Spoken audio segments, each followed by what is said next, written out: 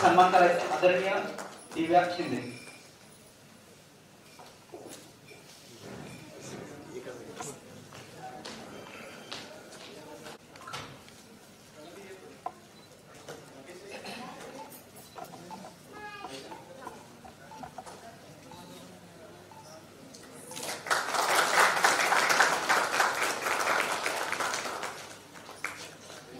बघायचं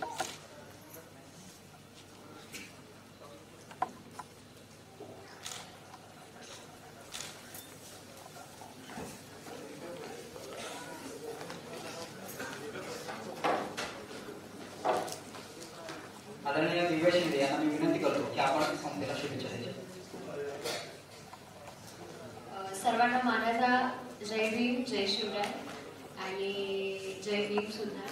मी आज बघितलं, मला बघून खूप आनंद झाला. ॲक्च्युली सर्व प्रकारचे लोक इथे बसले आहेत. म्हणजे मला असं एक्सपेक्ट होतं की आज म्हणजे रयत संस्थेचा कार्यक्रम फक्त नाही का माझ्या वयाचे एज ग्रुपचे सगळे लोक असतील, पण मी ॲक्च्युली स्टंट आहे की सगळ्या प्रकारचे सगळे वयोगटातले लोक इथे आहेत.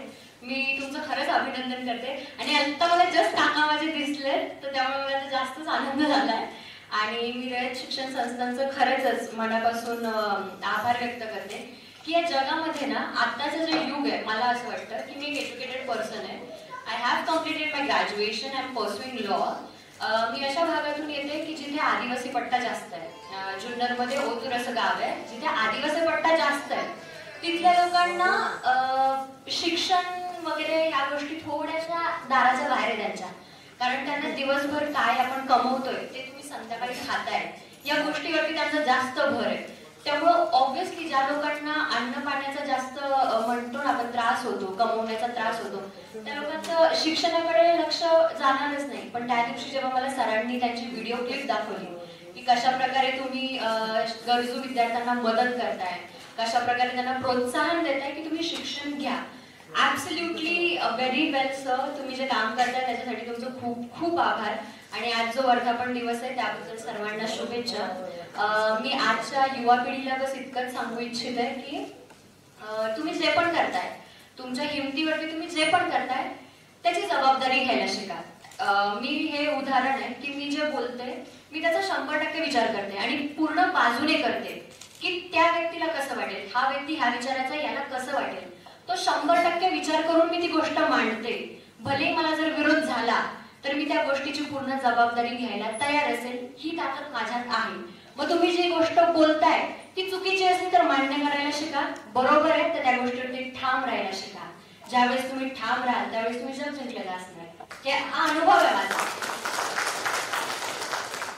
आणि मी म्हणजे कुसुमाग्रजांची खूप जास्त मोठी फॅन आहे. त्यामुळे मी त्या 4 लाईन तुम्हाला सांगेल ज्या मला प्रोत्साहित करतात माझ्या आयुष्यामध्ये. त्या कणा कवितेच्या आहेत. त्या कणा कवितेच्या 4 लाईन अशा आहेत शेवटच्या की मोडून पडला संसार जरी मोडला नाही कणा, मोडून पडला संसार जरी मोडला नाही कणा, पाठीवरती हात ठेवून फक्त लढवणा, फक्त लढवणा. ग्रॅज्युएशन डेजला असताना my teacher, one of name as Sonone sir, who teach me that line ki the woods are lovely dark and deep but I have promised to keep miles to go before I sleep, miles to go before I sleep. ह्याचा खूप deep meaning आहे जो की हे सांगतो की हे जग खूप वाईट आहे, हे जग खूप त्रासाने भरलेलं आहे, हे जग खूप टफ आहे. ज्या टफ जगामध्ये तुम्हाला चालत राहायचं जोपर्यंत तुमचा मृत्यू होत नाही. आणि हे मला खूप ऊर्जा देतं की मला हे माहिती आहे की 4 लोक माझ्यावरती विश्वास ठेवून आहेत आणि तो विश्वास मी कधी ढासळू देणार नाही. जोपर्यंत या जीवामध्ये श्वास आहे तोपर्यंत हा जीव चालत राहणार, तुमच्यासाठी चालत राहणार, या सरांसाठी चालत राहणार जे आपल्या शिक्षणासाठी एवढी धावपळ करतात आहे. आणि सर्वांना माझ्या मम्मी पप्पांच्या इच्छे दिसतात आहे, त्यामुळे मला सांगू इच्छिते की माझे मम्मी पप्पा खूप स्ट्रॉंग आहेत.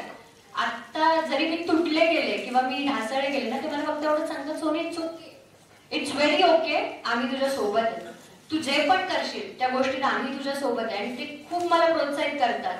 त्यामुळे माझी अशी इच्छा आहे की तुमच्या मुलांनी तुमच्याकडे एखादा प्रस्ताव ठेवलाय की मला हे करायचंय, त्यांना प्रोत्साहन देत चला. भले ती गोष्ट मायनस मध्ये असू द्या, त्यावेळेस ते पॉझिटिव्ह वे मध्ये कशी आणायची आपल्या मुलांना चांगलंच कळतं, कारण आपलंच रक्त आहे त्यांच्यामध्ये ऑब्व्हियसली. तर तुम्ही त्यांना प्रोत्साहन देत चला, माझं एवढंच म्हणणं आहे. आणि thank you so much for inviting me. Thank you so much. मी एवढं बोलून मी माझे 2 शब्द